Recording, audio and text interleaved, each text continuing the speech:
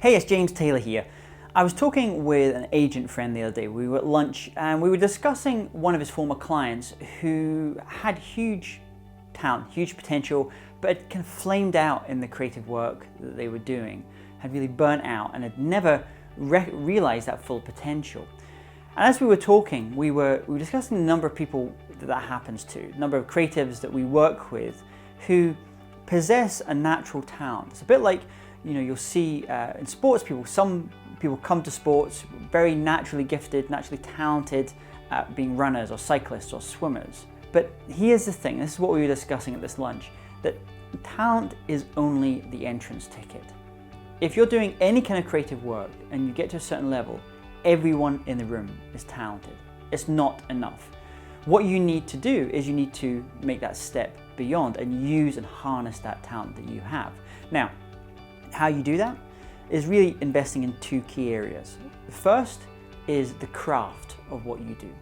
So it could be the craft in terms of your thinking skills, the ability to be better at creativity, your creative thinking skills, but also it could be the craft in whatever creative work you do, whether you're a painter or as a musician or as a designer or as a public speaker. But then there's this other part which is called the art. So we have the craft and then we have the art.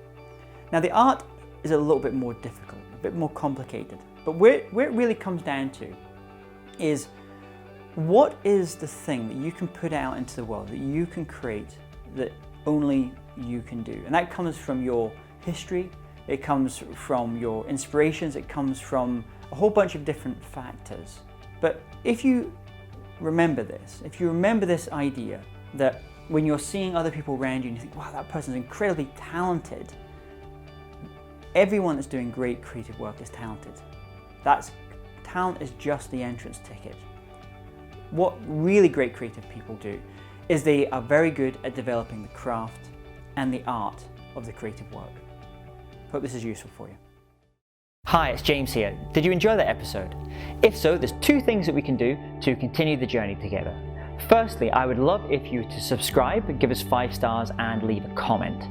Secondly, if you go to jamestaylor.me and enter your name and email address, I'm going to send you some free goodies all around creativity and innovation.